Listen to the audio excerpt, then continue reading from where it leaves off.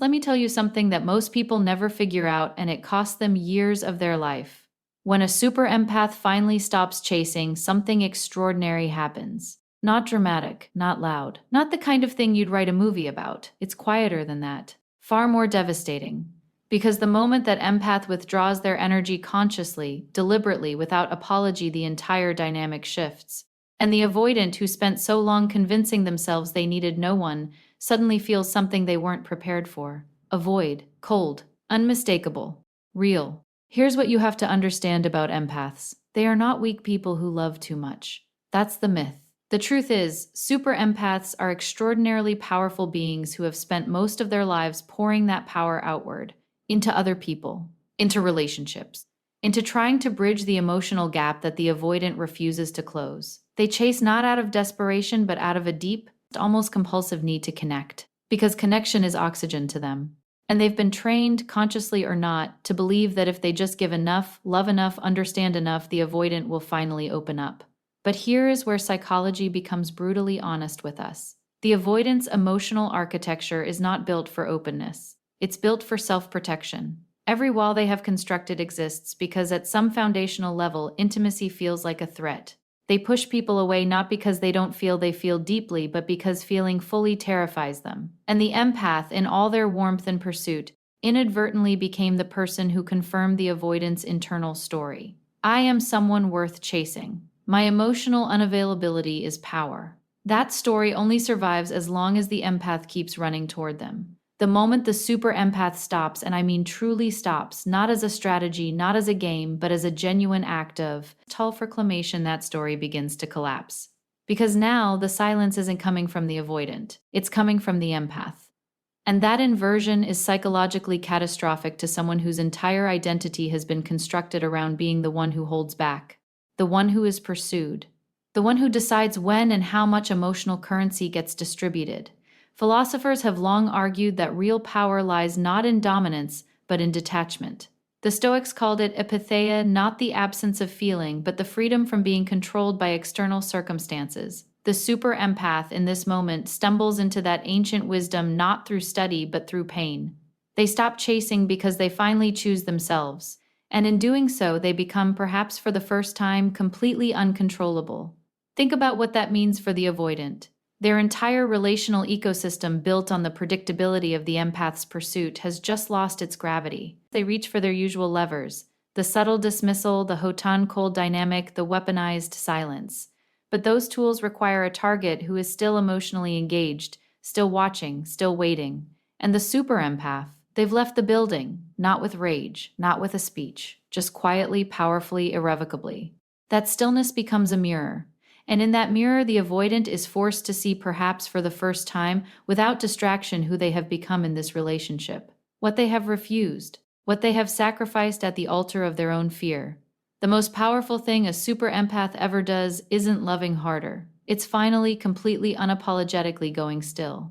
Because you cannot unsettle someone who has found their center, and you cannot control someone who no longer needs your approval to know their own worth.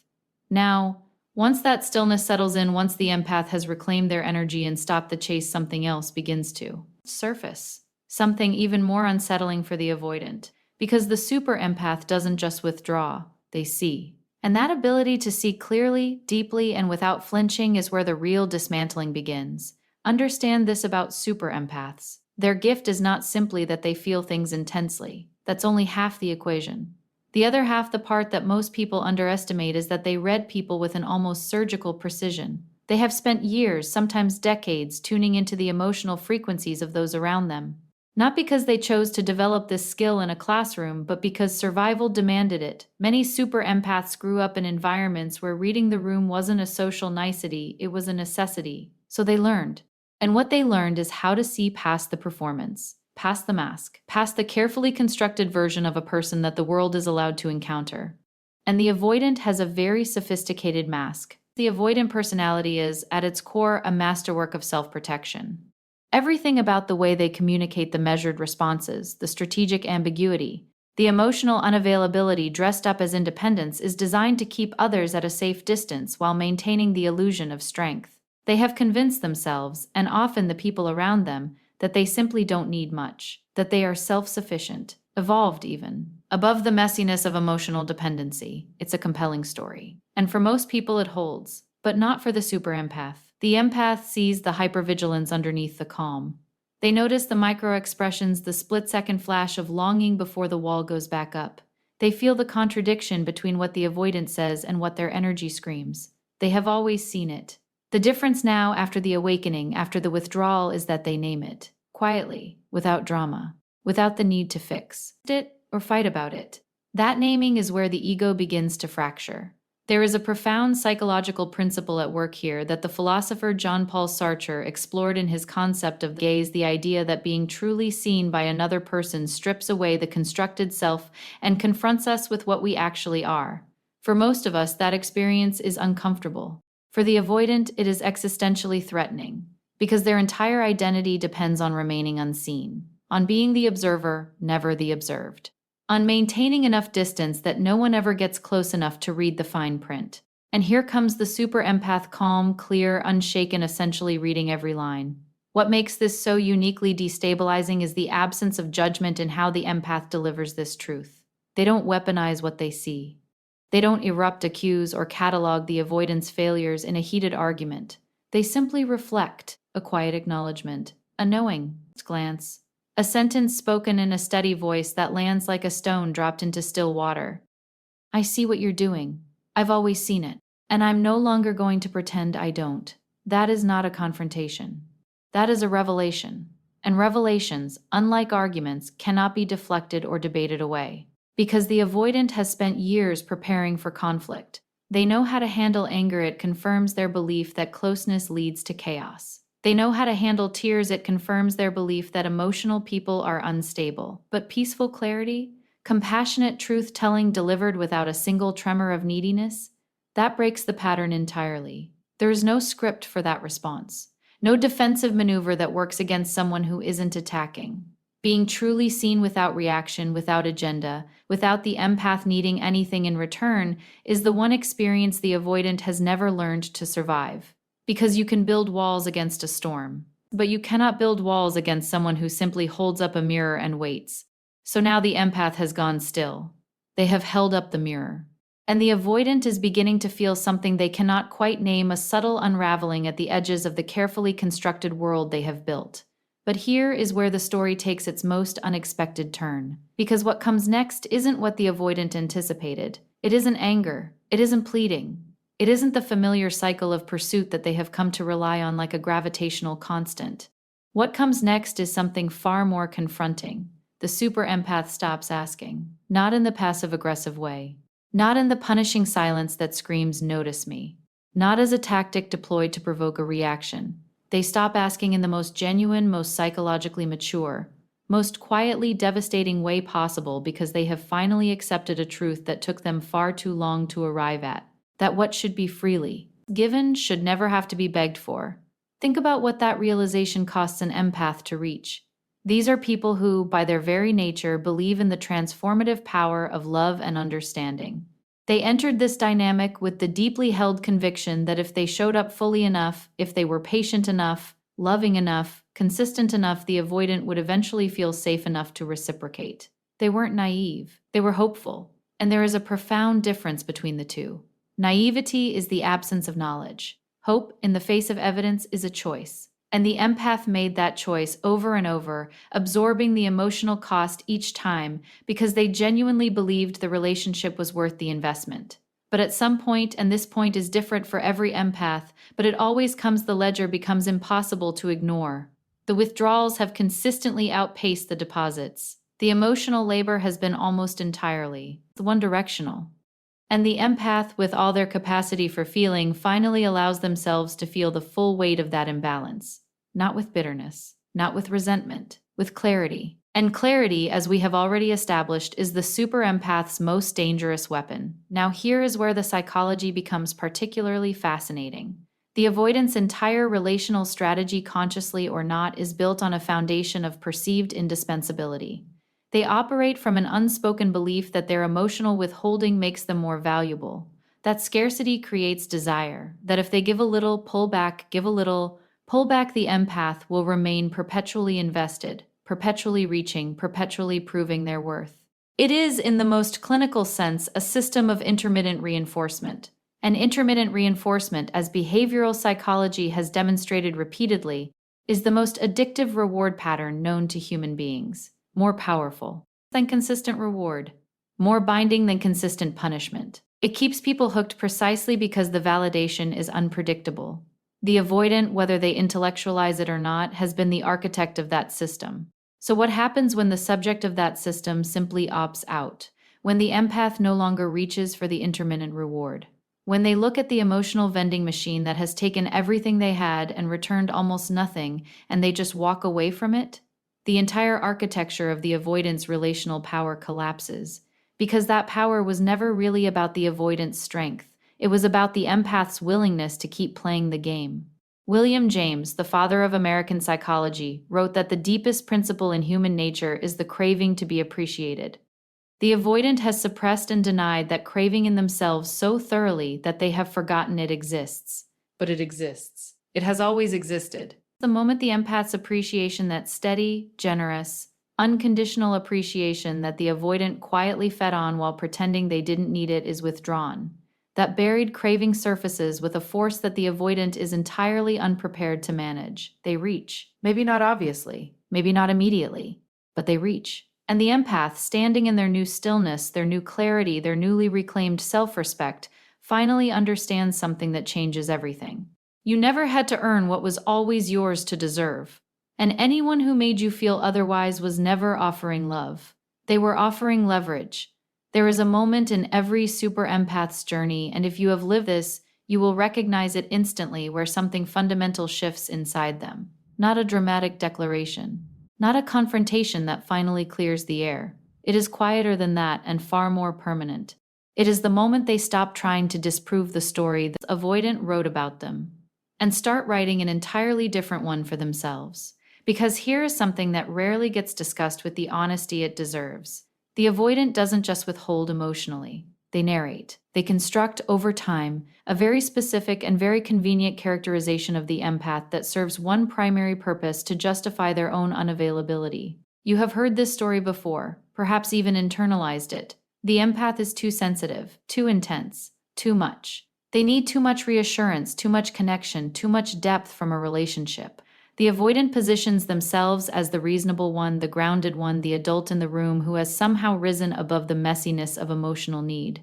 And the empath, exhausted and confused and desperate to make the relationship work, begins to believe it. This is one of the most insidious dynamics in all of human psychology, because it doesn't happen through overt cruelty. It happens through accumulation. A raised eyebrow here, a dismissive tone there, a pattern of responses that consistently frames the empath's emotional needs as excessive, their vulnerability as weakness, their desire for genuine intimacy as a character flaw. And slowly, almost imperceptibly, the empath begins to shrink, to edit themselves, to preemptively apologize for the very qualities that make them extraordinary.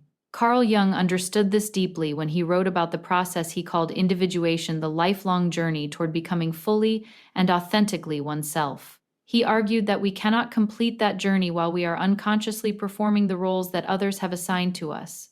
The empath, cast in the role of the unstable, needy, emotionally excessive partner, has been living inside someone else's script. And scripts, no matter how convincingly performed, are not lives. The awakening begins when the empath starts to question the casting. And what follows that questioning is nothing short of a complete psychological renaissance.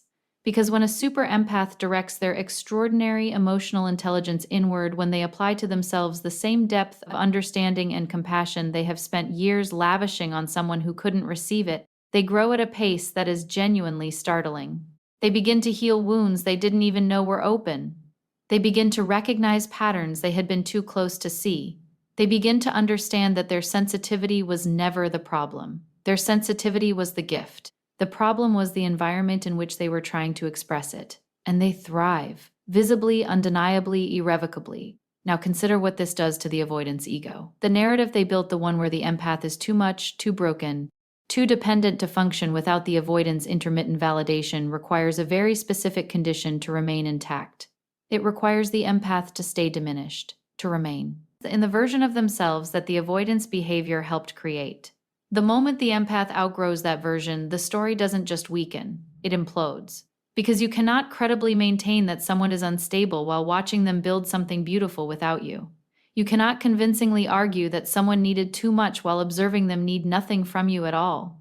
The philosopher Friedrich Nietzsche wrote about the concept of ressentiment, the particular, psychological torment of someone who has defined their identity in opposition to another person. The avoidant, perhaps unconsciously, built a significant portion of their self-concept on being superior to the empath's perceived emotional excess. When the empath evolves beyond that excess, when they transcend the diminished version of themselves the avoidant required them to inhabit, the avoidant loses not just a relationship dynamic. They lose an entire architecture of self-definition.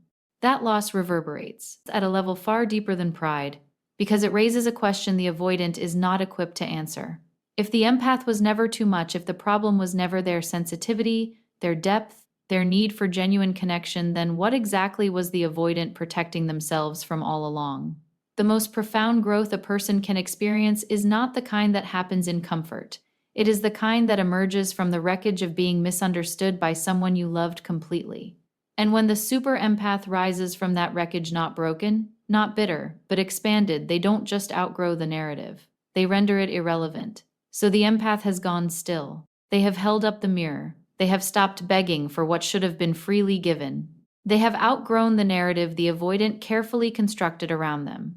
And now we arrive at perhaps the most sophisticated, the most psychologically mature, and frankly the most counterintuitive move in the entire dynamic. Because everything the avoidant has prepared for, every defensive strategy they have quietly rehearsed, every emotional lever they have kept in reserve is built around a very specific assumption: that when the empath finally reaches their limit, they will break in a way that is recognizable, loud, reactive, emotionally overwhelming.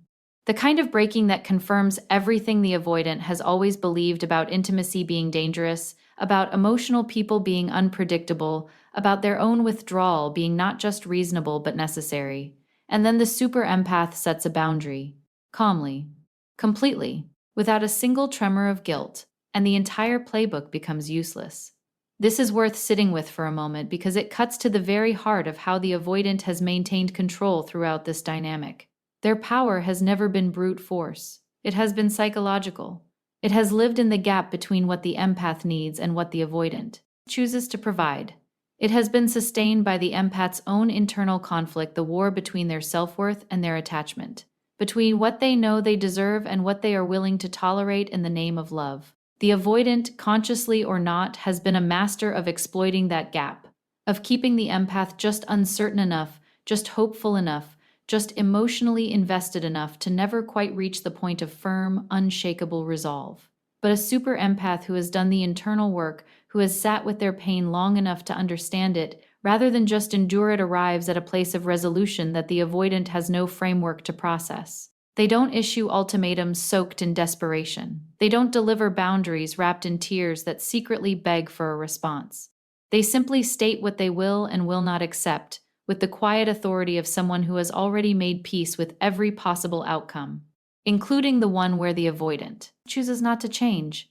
That readiness, that genuine, unperformed willingness to walk away without emotional punishment, is the most disorienting thing the avoidant has ever encountered. The psychologist Harriet Lerner, in her groundbreaking work on human communication, made a distinction that I want you to hold on to. She differentiated between boundaries issued from fear and boundaries issued from values. Boundaries from fear are reactive, they shake. They come with conditions and negotiations and the unmistakable subtext of "please don't make me follow through on this."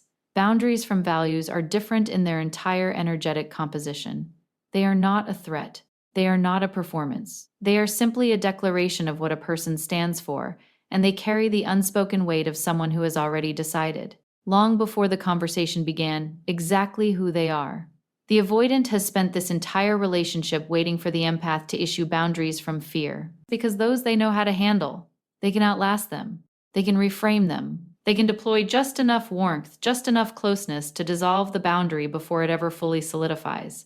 They have done it before. The pattern is familiar, comfortable even in its predictability. But the super empath is no longer operating from fear. And here is where the philosophical dimension of this becomes almost breathtaking in its implications.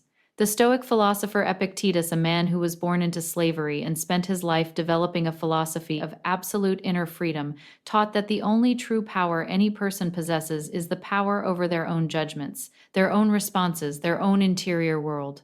Everything outside of that, he argued, is beyond our control and therefore beyond our concern. The super empath, in this moment of calm boundary setting, has arrived at precisely that Stoic threshold. They have drawn the line not around the avoidance behavior which they cannot control, but around their own participation in dynamics that diminish them.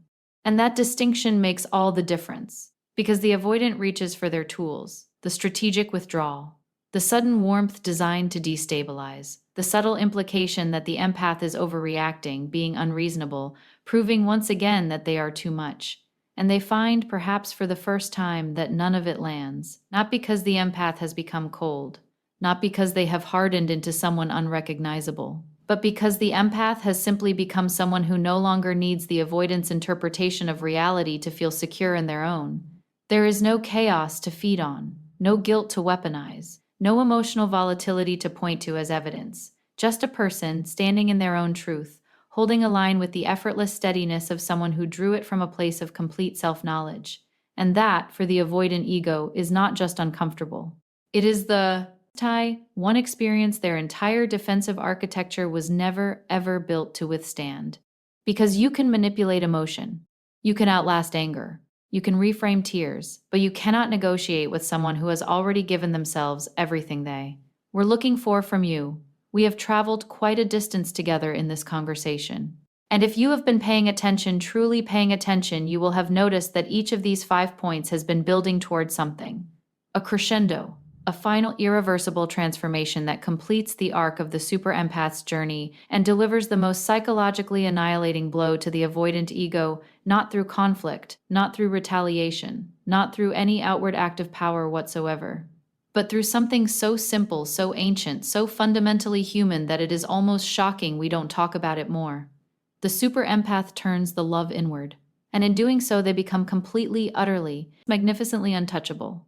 Let me explain what I mean by that, because I want you to understand this at a level deeper than inspiration. Deeper than a quote you screenshot and forget by Tuesday. I want you to understand the mechanics of what happens psychologically when a person who has spent years exporting their emotional intelligence, pouring it outward, offering it freely, investing it in someone who consistently undervalued it, finally makes the radical decision to become the primary recipient of their own extraordinary capacity for love and understanding. The transformation is not subtle, it is tectonic. Because here is what most people fundamentally misunderstand about super empaths. Their emotional depth is not just a relational quality, it is a form of intelligence, a sophisticated, multi-layered ability to process human experience at a frequency that most people cannot access. When that intelligence is directed outward toward an avoidant who cannot receive it, it becomes a liability. It becomes the very thing that keeps the empath stuck, forever translating, forever bridging, forever doing the emotional labor of two people in a relationship that functionally operates as one. But when that same intelligence is redirected inward, when the empath begins to apply it to their own healing, their own growth, their own understanding of who they are and what they are capable of, it becomes, quite literally, a superpower. They begin to understand themselves with the same nuance and compassion they once reserved entirely for others. They begin to identify not just their wounds, but the wisdom those wounds contain. They stop pathologizing their sensitivity and start recognizing it as the sophisticated neurological and emotional instrument it actually is. They build a relationship with themselves that is more honest, more nourishing, and more sustaining than anything the avoidant was ever capable of offering.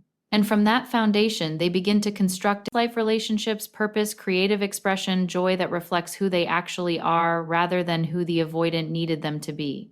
The ancient Greeks had a concept for this. They called it eudaimonia, often translated as happiness, but more accurately understood as human flourishing, the full actualization of one's potential, the life lived in alignment with one's deepest nature. Aristotle argued that eudaimonia was not a feeling to be chased, but a condition to be cultivated through self-knowledge, through virtue, through the disciplined practice of becoming more fully oneself over time. The super empath, in redirecting their energy inward, stumbles into exactly this ancient prescription.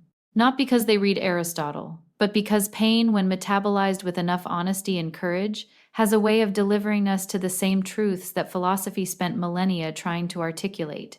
And this is where the avoidant ego encounters its final, most complete dissolution. Because the avoidant's greatest unspoken fear has never really been intimacy. That is the surface story. The deeper fear, the one that drives the entire architecture of their detachment, is irrelevance. The terror that if they fully show up, fully engage, fully invest, and are still not chosen, not enough, not worth staying for, they will be exposed as fundamentally lacking. So they preempt that exposure by never fully arriving, by keeping one foot perpetually out the door, by constructing a persona of self-sufficiency so convincing that even they begin to believe it. But watch what happens when the super empath flourishes without them. Every piece of evidence of the empath's joy, growth, and expanding life lands like a quiet verdict on the avoidance choices. Not because the empath intends it that way, they are far too busy living to be concerned with delivering verdicts, but because the contrast is simply undeniable. Here is the person they dismissed as too much. Here is the person whose emotional depth they treated as a burden rather than a gift. And here they are thriving, lit from within, building something real. Loving themselves with an ease and a fullness that the avoidant, in all their carefully maintained self-sufficiency, has never once managed to access. The philosopher Simone de Beauvoir wrote that to lose confidence in one's body is to lose confidence in oneself. I want to extend that insight and say this: to lose the person who saw you most clearly, who loved you most generously, who offered you the rarest and most valuable form of human connection, and to watch them redirect all of that seeing and loving and connecting toward their own beautiful, expanding life, is to lose confidence in every justification you ever constructed for keeping them at arm's length. That is not a wound the avoidant ego recovers from quickly, if at all, because the empath is no longer asking to be chosen. They have chosen themselves, completely joyfully, without looking back. And they carry themselves now with the particular kind of peace that only comes from one source: the unshakable knowledge that they are not waiting for anyone's permission to be whole. They are not trying to unsettle the avoidant. They are not engineering a response. They are not performing their healing for an audience of one. They are simply living, fully, freely, with every gift they were born with finely turned in the direction it was always meant to flow. And that energy, that warm, radiant, self-possessed, completely uncontrollable energy, is the one thing the avoidant ego was never designed to face. Because you cannot diminish someone who has become their own source of light. You cannot control someone who has stopped needing your validation to know their own worth. And you cannot reclaim someone who has finally, completely discovered that everything they were searching for in you they had within themselves all along. That is not a loss the avoidant. The ego survives intact, and it was never supposed to.